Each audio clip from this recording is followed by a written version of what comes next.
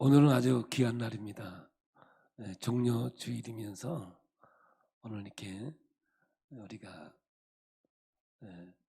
한 사람을 초대해서 집기로 인도하는 마음으로 오늘 초청 예배로 드려지게 되었습니다. 그래서 제가 오늘 말씀을 전해드릴 때 한 사람, 전혀 하나님을 알지 못하고 아직까지 예수가 누구인지 모르는 그 한 사람을 위해서 오늘은 말씀을 전하려고 합니다. 그러나 오늘 본문은 우리가 마가복음을 강해하면서 주신 말씀입니다. 특별히 다른 말씀을 선택한 것이 아니라 이미 주어진 말씀이기 때문에 이 말씀 속에 쓰이는 말씀을 가지고 오늘 하나님 말씀을 전하려고 합니다. 오늘은 저는 모두를 위해서 설교하는 게 아니라 그 한 사람을 위해서, 누군지 모르지만 그 한 사람을 위해서 제가 오늘 말씀을 전하려고 그러니까 한 마음을 열어놓고 하나님의 음성을 듣기를 원합니다. 오늘 이 성경에 예수님께서 이제 스가랴 9장 9절에 예언한 대로 나귀를 타고 예루살렘에 입성하는 장면이 옵니다. 이제 예수님이 예루살렘에 들어가셔서 한 주간을 보내시면서 마지막 십자가에서 죽기까지 역사가 이제 한 주간 동안 이루어지는데, 그 예수님이 이 예루살렘에 입성하면서 나귀를 타는 장면이 이제 오늘 등장해요. 이 말씀은 스가랴 9장 9절에 예언된 말씀이 응답되는 거죠. 오늘 이 나귀와 아주 중요한 의미를 가지고 있는데, 이 나귀는 평화의 상징입니다. 나귀는 뭐냐? 짐을 지고 나르는 짐승이고요, 섬기고 헌신하는 짐승 중에 한 마리로 이게 등장을 하게 되죠. 근데 예수님의 제자들이나 유대인들은 예수님이 정치적인 왕으로 이 땅에 오셔서 로마의 당시에 이 지배자들을 몰아내고 다윗의 왕조를 새로 구축하기를 원하는 마음으로 있었습니다. 그렇기 때문에 사람들은 말을 타고 들어오는 것은 군사적인 정치적인 왕으로 오는 거였고, 이 나귀를 타고 들어오는 것은 정치적인 용어가 아니라 평화의 왕을 상징하는, 그래서 수백 년 전에 예언된 예수님의 모습을 등장시키고 있는 거죠. 그래서 나중에 빌라도의 법정에서 예수님의 죄를 찾아보니까 아무리 찾아도 죄가 없다고 빌라도는 얘기하는 게 뭐냐 하면, 정치적인 왕으로 고발을 하고 이 정치적인 왕으로 죽어야 십자가의 틀에 매달게 돼 있는 거예요. 십자가는 아무나 죽는 게 아니라 정치적인 거예요. 그래서 로마의 시민권을 가진 사람은 십자가를 지지 않습니다. 이방인 가운데 정치적인, 로마에 대항하는 정치적인 것을 가지고 사형틀이 십자가죠. 근데 우리 예수님은 이러한 상황 속에서 이제 등장을 하게 되죠. 근데 말을 타고 들어왔으면 정치적인 왕인데 나귀를 타고 들어오니까 도저히 이것은 정치적인 것으로서 죄를 찾을 길이 없어서 나는 이 사람에게 죄를 찾을 수 없다, 손을 씻는 장면도 성경에 등장하고 있는 거죠. 그런데 이 나귀가 어떻게 등장합니까? 이제 예수님께서 예루살렘 성전으로 들어가기 위해서 이제 나귀를 타고 예언대로 가야 되는데, 제자가 묻습니다. 선생이여, 주여, 나귀가 어디 있습니까? 이제 어디 가면 나귀가 있는데 그걸 끌고 와라. 근데 주인이 뭐라 그러면 어떡합니까? 아주 유명한 말이 나오죠. 주께서 쓰시겠다 하라. 이제 가보니까 자, 나귀가 있는 거예요. 한 번도 타보지 않은 나귀죠. 그래서 나귀를 끌고 올라오니까 주인이 이거 왜 가져갑니까? 그러니까 주께서 쓰시겠다 하라 하였나이다. 그러니까 경상도 말로 가까이서 이게 한 거예요. 그래서 이제 그걸 끌고 와서 예수님이 나귀를 타고 호산나, 호산나는 뭐냐? 구원하소서, 우리를 구원하소서 하고 하는 그 외침이거든요. 그래서 예수님이 평화의 왕으로 이제 예루살렘으로 등장하는 장면이 오늘 성경에 기록된 거죠. 여러분, 이 나귀가 짐을 실어 나르고 하나의 미물에 불과하지만 예수님의 손에 잡히니까 하나님의 영광의 왕을 태우는 엄청난 영광의 모습으로 등장하고 있는 거예요. 그러니까 아무리 짐승이지만 이 예수님의 손에 잡히니까 모든 사람이 보는 앞에서 호산나 영광의 나귀로 등장하고 있는 이 장면을 오늘 여러분 이 말씀을 통해서 여러분에게 이야기를 하고자 합니다. 오늘 이 장면이 일어나고 있는 장소는 벳바게와 베단이라는 장소입니다. 이 벳은 뭐냐면 집이라는 뜻이죠. 바게는 뭐예요? 무화과라는 거예요. 그러니까 이 벳바게는 무화과의 동네라는 것이고, 여기는 베단이는, 베는 집이라 그랬죠. 단위는 슬픔이에요. 그리고 위로요, 기쁨, 이 세 가지 뜻을 가지고 있어요. 슬픔으로 시작되었고 위로가 필요하고 결론은 기쁨으로 끝나는 동네. 그래서 이게 베단이라는 것이죠. 이 베단이는 누구예요? 우리가 잘 알듯이 나사로와 마리아가 살던, 그러니까 많은 병자들이 살던 장소이기도 한데, 왜 그러느냐? 예루살렘 성전 가까이 있었기 때문에 하나님의 놀라운 역사 속에서 그 영험을 받아서 많은 사람들이 병을 치유받기 원하는 마음으로 요 가까운 장소에 있는데, 여러분 여기를 가보면은 예루살렘 성전하고 베다니는 멀리 있는 게 아니라 우리 교회에서 저 큰 길가 그 거리밖에는 되지 않습니다. 이 장소에 가보면 많은 무덤들이 지금도 있는데, 왜 그러냐? 하나님이 이 땅에 재림할 때 이제 부활의 영성을 갖기에 제일 빨리 부활할 거라고 이 성전 앞에 이 무덤들이 굉장히 많이 만들어져 있는 것을 보게 되지요. 오늘 여러분, 이 베단이 슬픔으로 시작해서 위로가 필요하고 기쁨으로 끝나는 이 장소에서 이 이야기가 시작이 되어지는 거예요. 여러분, 이 세상의 컨셉은 뭐냐? 슬픔이에요. 이 세상은 고통이에요. 그러나 하나님의 손에 붙잡히면 기쁨으로 아름다운 열매가 맺혀지는 거죠. 그래서 이 베단이라고 하는 이 의미는 복합적이지만 우리가 살아가는 데 너무 중요한 말씀이기도 한 거죠. 여러분, 다윗은 사생자입니다. 낳아서 데려온 자식이죠. 그래서 선지자가 아들을 데려오러 때 여러분, 다윗은 들에서 목동으로 있지요. 그래서 아들이 없다고 생각해요. 그러나 하나님은 그 다윗을 선택하셨죠. 그래서 하나님이 붙잡히니까 그가 다윗 왕조를 만들어 놓은 어마어마한 사람으로 등장하게 되는 것과 같이, 오늘 이 나귀와 같은 미물이지만 하나님의 손에 붙잡혔을 때 하나님께서는 기쁨으로 하나님의 영광으로 인도한다는 사실을, 이 사실을 가지고 오늘은 여기 한 사람을 위해서 이야기하니까 제 인생을 오늘 여러분에게 좀 이야기를 하겠습니다. 진짜 많이 한 얘기지만 오늘 처음 이야기하는 것처럼 하겠습니다. 저는 고향이 충청북도 중원군 앙서면 강천리 강가에서 태어납니다. 구남매의 막내로 태어나는데, 저희 형제는 아들 7, 딸 2인데 자라면서 일찍이 아들 삼형제를 잊어버리죠. 그래서 6남매가 자라게 돼요, 사실은. 그렇지만 제가 사는 동네는 교회가 없고 9가구밖에 없었어요. 하나의 지주, 제가 어렸을 때 얘기는 이찬봉 집인데 뭐 그것밖에 기억이 없어요. 그리고 9가구는 전부 다 그 집에서 이렇게 머슴으로 살아가는 군락으로 이루어진 동네예요. 그러니까 저희 동네는 교회는 없고 절이 하나 있어서 저는 어려서부터 절에서 큽니다. 바냐마라 밀타신경을 이루고 스님을 만나는데 아주 고승이었어요. 그분에게 제가 침수를 배웁니다. 그래서 저는 말을 배우면서 이게 뭐 위 하면 여대, 내정, 합곡, 족산리 하면서 우리 몸에 있는 혈자리를 외우면서 이 몸에 대해서는 이렇게 말처럼 배우듯이 익혀가는 과정을 거치게 되죠. 근데 제가 이렇게 목회하면서 써먹을 줄은 몰랐죠. 하나님께서 그렇게 역사하셨는 것 같아요.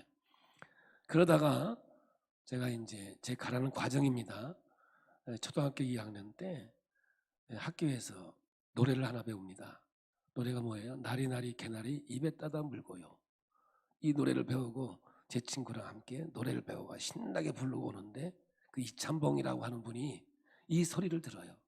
근데 그분을 우리가 늘 볼 때 나리 나리하고 인사를 했거든요. 그런데 개나리라는 그것만 들렸던 모양이야. 연세가 드니까 들릴 건 안 들리고 듣지 말아야 할 것만 듣는 것 같아. 그래서 개나리라는 말 듣고 저희 집 네 집 자식이냐. 그래서 저희 아버지하고 제 친구 용채 아버지가 잡혀가가지고 우통을 벗겨서 자식 교육 잘못시켰다고 우리 보는 앞에서 등을 때리는 거예요. 참 지금도 그게 눈에 선합니다. 그때 아버지가 우리 식구들을 모아놓고 이런 얘기하는 거예요. 내가 평생 여기서 살았지만 진짜 우리 자식들을 평생 머슴으로 바뀌는 기를 수밖에 없는데 우리가 여기서 떠날 수밖에 없지 않느냐. 그래서 그게 겨울에 진짜 아무것도 없이 경기도 여주군 점동면 청안이라는 면소재지로 이사 오는데 우리 고모가 거기 계셔서 이제 이사를 오게 되죠. 거기 면소재니까 교회가 있는 거예요. 그러나 저는 역시 교회는 나가본 적이 없어요. 그냥 절에 나가서 침도 놓고 뭐 각종 이렇게 그때는 뭐 제가 심술로는 신동 소리를 들어가면서 인근 주변에 있는 뭐 와사풍부터 시작해서 아픈 사람 뭐 중풍 걸리면 침을 놔주고 그게 어려서부터 제가 그 일을 했습니다. 그러다가 초등학교를 졸업하고 워낙 가난했기 때문에 제가 어렸을 때 기억은 겨울에 이사 가니까 먹을 게 없으니까 형들이 산에 가서 나무를 잘라서 쪼개서 주막거리라고 하는 그냥 면소재지죠. 가서 팔아서 쌀을 사가지고 먹었던 진짜 그 가난한 시절을 저는 지금도 기억을 해요. 제가 막내로 태어났으니까 뭐 산에 가서 나무 해본 적은 없습니다. 늘 구경만 했지. 그러다가 이제 중학교를 가야 되는데 그때 우리는 시험 쳐서 가는 시제 아닙니까? 가난하니까 뭐 갈 수가 없었죠. 우리는 뭐 형제는 많았지만 중학교 이상 나온 사람은 저밖에 없어요. 그렇지만 저는 중학교 갈 수가 없어서 이제 졸업을 하고 집에서 농사를 짓는데 저희 담임 선생님이 찾아오셔서 하는 말이 만우야 부모님이 가난해서 중학교를 못 보내주는 거야. 어쩔 수 없지만 내가 돈 벌어서 중학교 가면 되지 않니? 그러는 거예요. 그러면 내가 뭐 알았습니까? 부모님이 보내줘야만 가는 줄 알았죠. 그래서 이제 선생님이 저를 학교에 사환으로 취직을 시켜줍니다. 1년 동안 제가 이제 돈을 벌어서 중학교를 가게 되죠. 거기서 이제 제 친구를 만납니다. 윤은규라는 친구를 만나는데 걔는 모태신앙입니다. 저는 모불신앙이고 저를 참 전도를 많이 했어요. 근데 저는 교회를 나가본 적이 없어요. 그런데 가을이 됐습니다. 가을이 됐는데 저한테 그러는 거예요. 만우야 사과 먹으러 가자는 거예요. 사과 사주겠다는 거예요. 그래서 먹는 데는데 마다할 게 있습니까? 저는 다른 데는 다 초대해도 섭섭하지 않지만 먹는 데 빼놓으면 섭섭합니다. 그래서 사과를 사주더니 그 다음날 교회를 가자는 거예요. 오늘도 여기 끌려오신 분들이 간혹 있을지 모르는데 사과를 사주더니 다음날 교회를 가자는 거예요. 그래서 교회 안 간다 그랬더니 오늘 그 먹은 게 교회에서 돈 준 거라는 거예요. 그게 뭐냐 들어보니까 총동원 전주에 5원을 줬어. 5원을. 그 당시 5원을 주고 마음껏 써도 되는데 한 명을 데려오면 마음껏 써도 돼. 그런데 못 데려오면 7배를 벌금을 물어야 되는 거야. 그런 작전을 쓴 거예요. 그러니까 제 친구가 나 35원 없으니까 한 번만 나와 달라는 거야. 그래서 그래도 안 간다 그랬더니 욕을 한바탕 하는 거예요. 네가 내 친구냐는 거예요. 새끼 하면서 막 그냥. 사실 그 친구는 내 초등학교 1년 후배예요. 그렇지만 제가 1년 늦게 가는 바람에 동창이 된 거지. 이거 교회 안 나가던 친구 하나 잃어버리겠다는 거지. 그래서 제가 그 다음날 그래서 딱 한 번만 가야 된다. 2번만 얘기하면 너 나한테 죽는 줄 알아. 그랬더니 알았대. 한 번만 오라는 거예요. 여러분 신앙은요, 자기 의지로 교회 나오는 사람은 이 땅에 한 명이 없어요.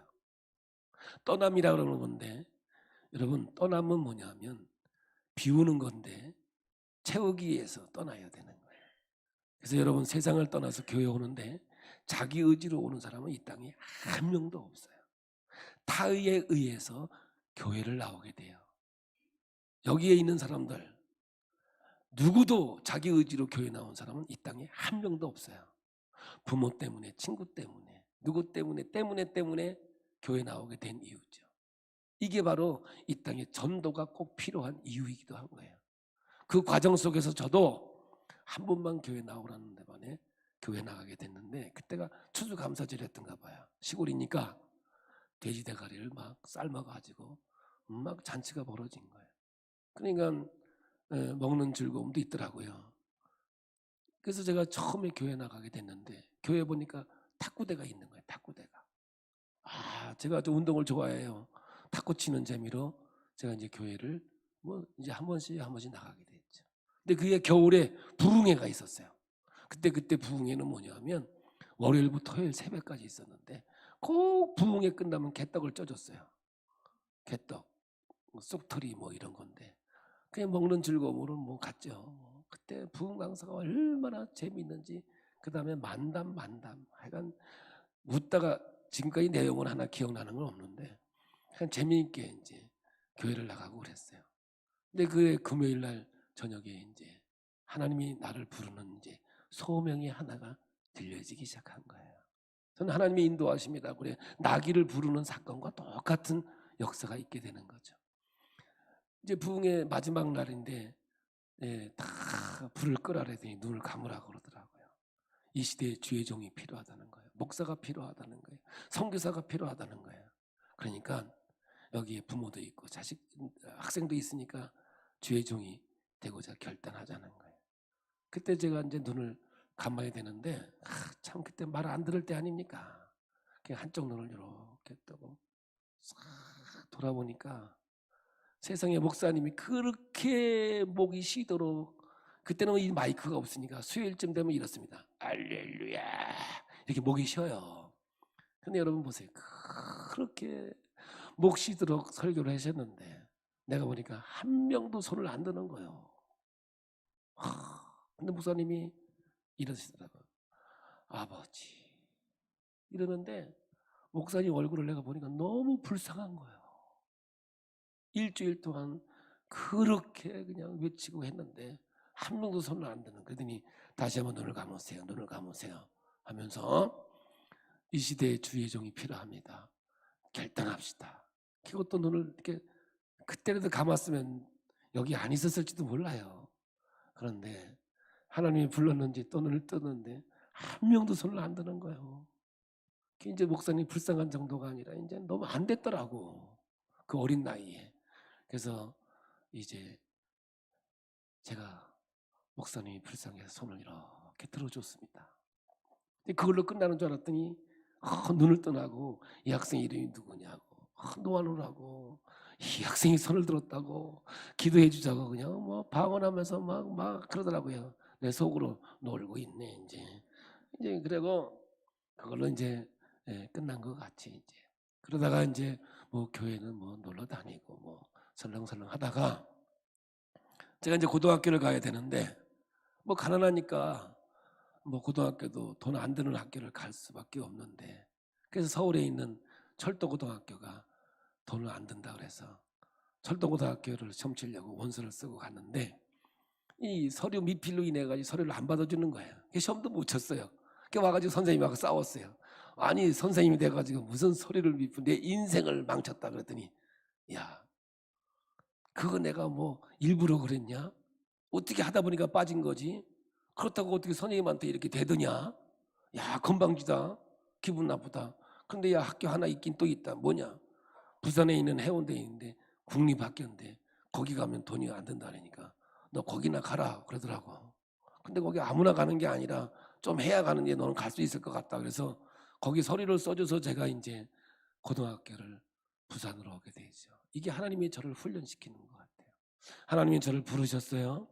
강제로 부르셨어요. 그리고 이제 과정을 통해서 고향을 떠나 제가 해운대 천리타향에 오니까 유학이죠. 뭐 제 고향에서 해운대까지 오는데 7시간 넘게 걸렸으니까 외국 가는 거랑 똑같아요. 지금 천리타향에 오니 갈 때는 교회밖에 없더라고요. 외롭잖아요.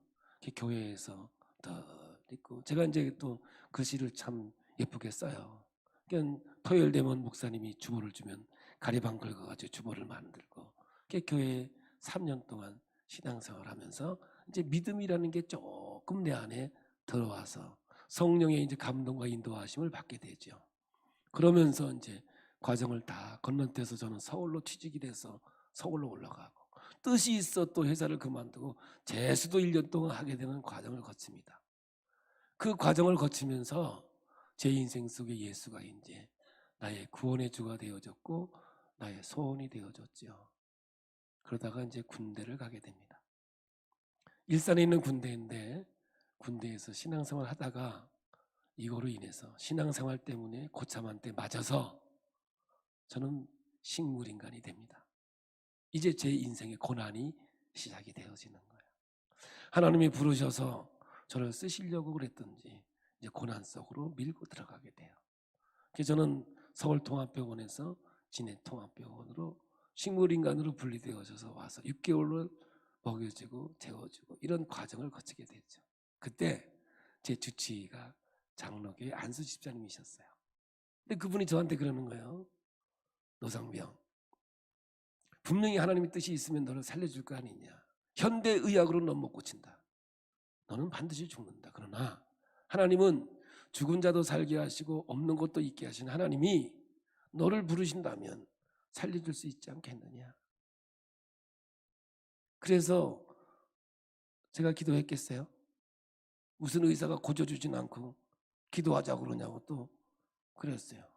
그런데 그때 전사님 한 분이 있었는데 할머니 전사님이 나중에 제가 진해 감리교회 가서 간증을 이걸 했더니 우리 교회 권사님이셨다는 거예요. 그 진해 제1감리교회. 그때 진해통합병원에 전사님으로 왔다 갔다 했다는 거예요. 참 그렇게 연결되더라고요. 그분이 지나가면서 이러는 거예요. 노상병님, 죽어도 천국은 가야 되잖아요. 이야, 그때 그 말이 제게는 생명의 말씀으로 다 꽂히는데 진짜 죽기는 죽는구나. 그러면 천국은 가야 되지 않겠나. 그래서 그때 기도가 시작이 되어져요. 근데 기도하는 첫날 그때 뭐 간호장교들 뭐 이런 사람들이 하는데 얼마 전에 중리에서 사모님이 한 분 오셨는데 그분이 오셔서 저를 여기 허리가 아프다고 오셨는데 소개받고 어서 많이 보던 분 같대. 그래서 난 모르겠는데요. 그러면서 그랬더니 제가 혹시나 해서 진해에서 봤습니까? 했더니 자기가 진해 통합병원에 간호장교로 있었다는 거예요. 그래서 그러냐고 혹시 그때 그 병으로 인해서 죽을 뻔했던 사람인데 그때 기도하다가 고쳐받았는데 그랬더니 그 사람이 나냐는 거예요. 이 중리 사모님으로 와 계시더라고. 이야, 살다 보니까 이렇게 만나더라고요. 그래서 제가 허리를 아주 그냥 더 열심히 고쳐놨지 않습니까?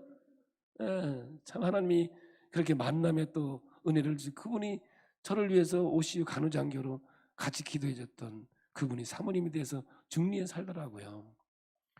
그래서 제가 기도하는데 첫날 전사님이 그러는 거예요. 혹시 목사님이 되겠다고 서운한 적이 없냐는 거예요. 그래서 그런 거 없다고 그랬죠. 그랬더니 왜 그러시냐 그랬더니 자기가 기도하려고 마음만 먹으면 받쳐준 종이다 그러는 하나님의 마음이 드는데 그래서 저는 목사 되겠다고 해본 적이 없다고 장로님이 돼서 목사님을 도와서 열심히 신앙생활 하려고 내가 신앙생활 한다 그랬더니 그러냐고 그래요. 그 다음 날 제가 하나님 앞에 기도하려고 눈을 싹 감았는데 요 옛날에 중학교 1학년 겨울방학 때 목사님 불쌍해서 손 들어준 기억이 나는 거라고요. 그래서 그 다음날 전사님이 왔길래 제가 그 얘기를 했더니 하나님은 농담도 들으신다네. 그러면서 목사 되면 살려주면 목사 되겠냐고 그래서 그때 뭐 방법이 있겠습니까? 살려주면 목사 아니라 내가 또 할아버지도 되겠다, 목사 할아버지도 되겠다고 그랬더니 웃으시더라. 그래서 그때 이제 하나님 앞에 서원을 하게 된 거죠. 살려주면 목사 되겠습니다 하고 이제 하나님 앞에 기도하게 된 거예요. 그때 하나님께서 3일째 되는 새벽에 저에게 신경이 살아나는 하나님 놀라운 기적을 베풀어 주셔서 제가 조금씩 이제 움직이기 시작하고, 그리고 제 몸이 이제 재활 운동을 통해서 몸이 걷게 되는 과정을 겪게 되죠. 하나님의 기적의 역사가 나타나게 되는 거예요. 그때 저희 아내는 부산에서 살았었는데 대학생이었어요. 그러니까 주일날 되면은 저를 면회 와가지고 또 먹는 것도 가져와서 주기도 하고, 참 이런 과정이 또 있었죠. 그러면서 제가 이제 84년도에 제가 신학대학을 가게 됩니다. 그때는 저희 아내가 마산에서 학교 선생님을 하고 있었는데 저 결혼하면서 학교 사표를 냈어요. 그리고 저 결혼해서 서울에서 사는데, 제가 4학년쯤 올라갈 때 마산에서 연락이 온 거예요. 무슨 연락이냐, 왜 복지가 안 하냐고. 사표를 내고 왔는데 이 장학사가 잘못해가지고 휴직 처리를 해놓은 거예요. 세상에 뭐 이런 일이 벌어졌어요. 그래서 그때 전사 월급 12만 원 가지고 너무 먹고 살기 힘들어서 당신이 복직하면 내가 서울로 통학하고 4학년 졸업하면 올라가자. 그래서 내려온 게 이제 마산으로 하나님이 우리를 여기까지 이제 인도하신 거예요. 그리고 학교를 졸업하고 나서 내친 김에 우리 아내가 돈을 벌으니까 먹고 사는 문제가 해결되니까 우리 한번 개척하자. 그래서 우리 이제 선영식 장로님 만나는데 그때는 성도, 집사도 아니고 건사도 아니고 그냥 성도였어요. 그래서 안방에서 우리 기쁨의 교회가 이제 시작이 되는 거예요. 시작이 돼서 한 3개월 정도 신앙생활 하다가 가정에서 하다가 이제 상가로 나와서 하는데, 그게 바로 88년도 9월 10일 우리 교회의 개척 날짜가 되는 거죠. 이제 저를 하나님께서 믿음으로 인도하는 과정을 걷게 되는데, 그 일이 뭐냐, 10월에 저희 어머님이 위암 말기 판정을 받습니다. 저희 집안은 아무도 예수를 믿지 않았습니다.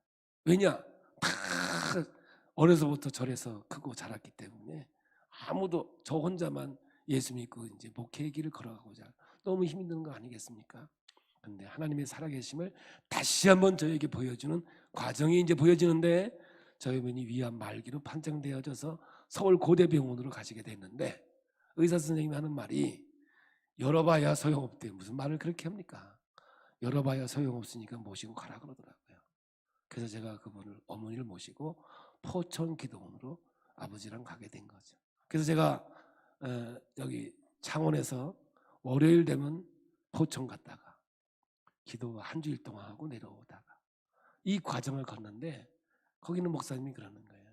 오지 말라고.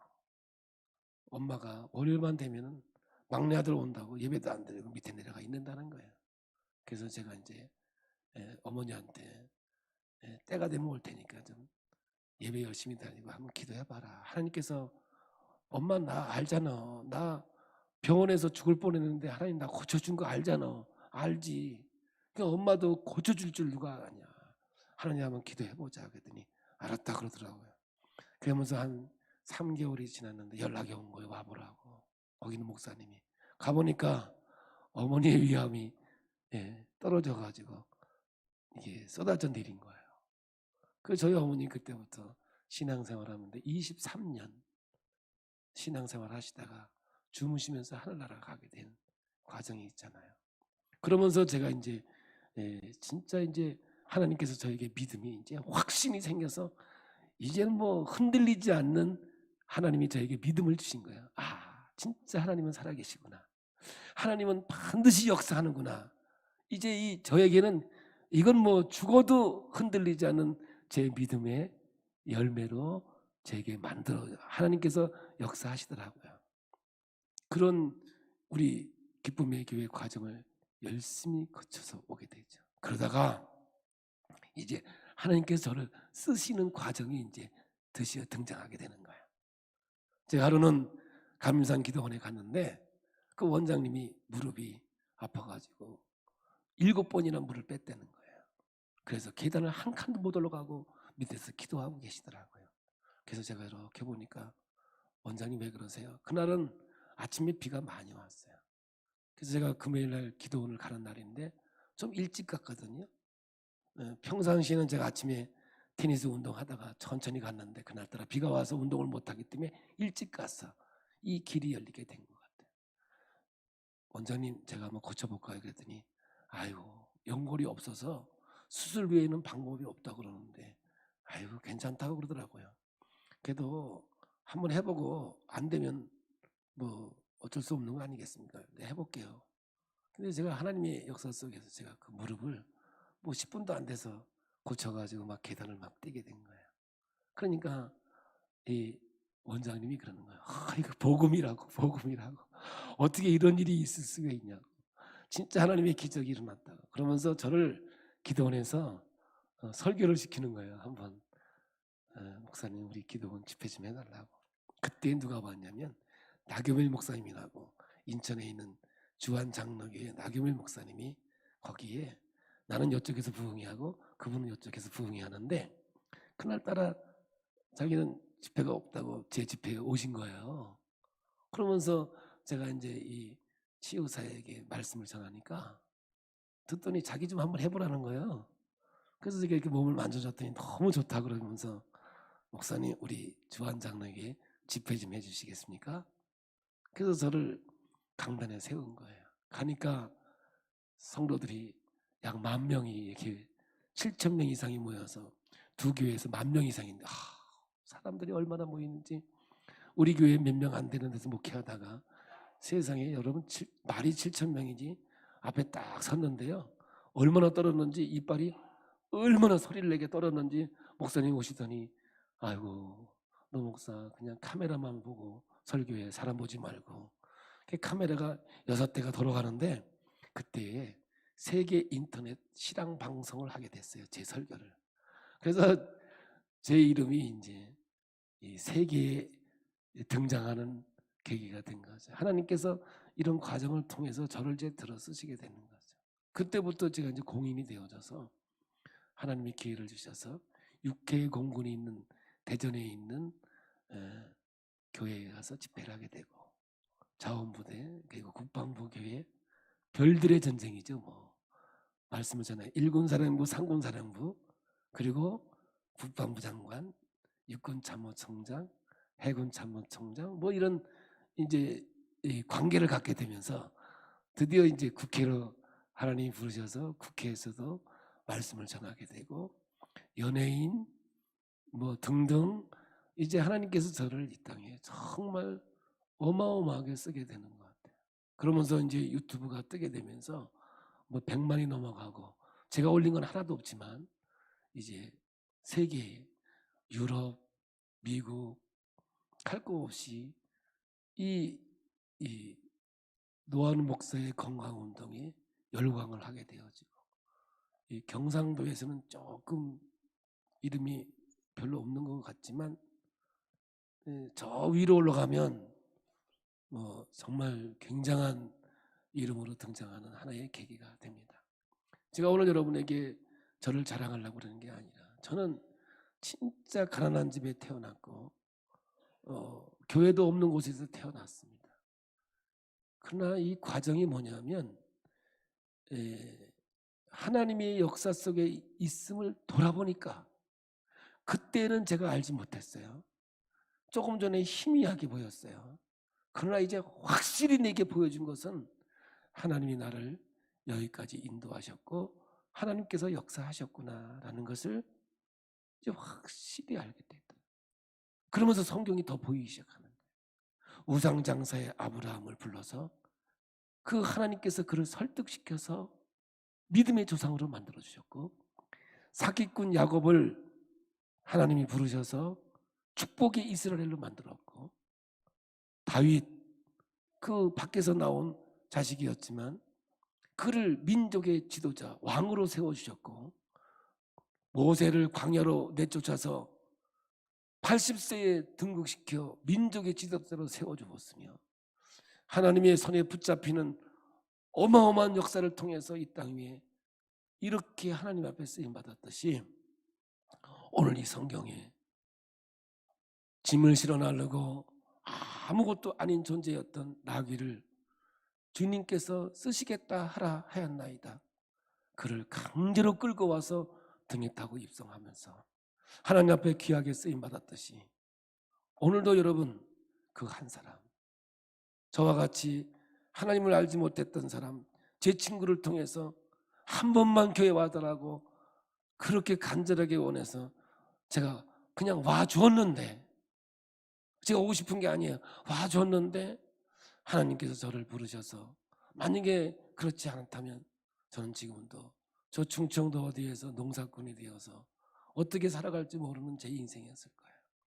그런데 하나님께서 저를 부르셔서, 그냥 부른 게 아니라 아주 강제로 부르셔서 하나님께서 부산으로, 서울로, 마산으로 이렇게 인도하심으로 오늘 제가 여기에 서서 말씀을 증거하는데, 진짜 세계 방방곡곡, 올해도 5월달에는 미국, 제가 이제 세월이 흘러 나이가 들어서 하나님께서 귀하게 쓰임받는 주의 종으로 인도하신 것 같습니다. 오늘 여러분, 우리 기쁨에게 온 식구들도 그렇고 오늘 초청받은 사람도 그 한 사람, 하나님께서 그 한 사람을 위해서 이 땅에 오셨습니다. 하나님이 육신으로 이 땅에 오셔서 그 가진 고통과 아픔 속에서 십자가를 지시고 인류의 모든 죄를 짊어지시고 주어주셔서 우리의 죄값을 지불하고 우리에게 영생을 허락해 주었습니다. 이 배단이 슬픔이 있고 고통이 있는 곳에, 위로가 필요한 곳에 여러분 하나님이 함께 하셔서 기쁨으로 바꾸어준 아름다운 역사가 있듯이 오늘 저와 여러분 한 사람 한 사람을 부르셔서 하나님은 이 슬픔의 세상 속에서 만나고 헤어지고 고통과 아픔 속에서 우리는요 지나보면요 좋은 건 기억이 안 나요. 인생은요 돌아보면 힘들었던 거, 고통스러웠던 거, 아팠던 거, 괴로운 거밖에 여러분 생각이 안 나는 거예요. 마지막 심판 때도 마찬가지예요. 인생의 슬픔의 역사를 우리는 가지고 살아갈 수밖에 없고 기억할 수밖에 없는 거죠. 그래서 인생의 컨셉은 슬픔이에요. 저와 오늘 여러분은 이 땅에 살지만 좋은 거, 즐거웠던 거 기억에 없어요. 마지막 돌아보면 슬펐던 거, 힘들었던 거, 고통스러웠던 것만 우리는 기억할 수밖에 없는 존재로 살아가게 되는 거예요. 그러나 여러분, 부활이 있기에, 영생이 있기에 우리에게는 기쁨이 있고 하나님 앞에서 감사가 있고 행복이 있는 줄로 믿습니다. 오늘 주신 말씀, 나귀도 하나님이 부르셔서 쓰시니까 영광 가운데 쓰임받았듯이 저도 그렇고 여러분도 그렇고 내 의지로 교회 나온 것이 아니라 누군가를 통해서 세상을 떠나 교회에 왔더니 하나님이 붙잡아 주셔서 이리저리 훈련시켜 마지막 기쁨으로 하나님의 영광으로 세워줄 것을 기대하면서 오늘 이 말씀이 오늘 우리 모두에게 주어졌지만, 오늘 그 누군지 모르지만 그 한 사람에게 하나님께서 이 말씀을 주었다는 사실을 마음에 새기면서 인생 속에 노아누라는 인생 속에 하나님이 함께해서 여기까지 인도하시고 앞으로도 영생으로 인도할 그 하나님이 우리 모두에게 함께할 줄로 분명히 믿습니다. 오늘 그 기쁨이 우리 모두에게 기쁨이 되고 영광이 되는 아름다운 역사가 있기를 예수의 이름으로 축복합니다.